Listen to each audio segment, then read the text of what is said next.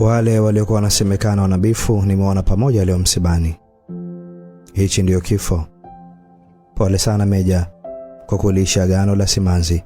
Baada ya mazishi na shughuli zote za kumpumzisha wanayempenda, ukimya baada kila kitu kuisha, pale ndipo rasmi msiba unaanza.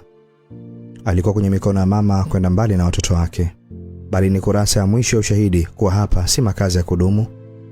Utakapomaliza kulia, muombe dua kwa safari yake na kaburi lake liwe miongoni mwa viwanja vya thamani vya peponi. Hauwi mwisho wa dunia kwa kuondokewa na wazazi wetu, ila dunia halishangai chozi letu pale wanaoondoka kutuachia alama ya kutoaga kwao. Nimependa ujasiri ulio kwenye kinywa chako baada ya msiba huu. Maneno ya kumshukuru Mungu kumchukua kipenzi chako imebeba maana ya ukomavu kwenye ulimwengu wa imani yako.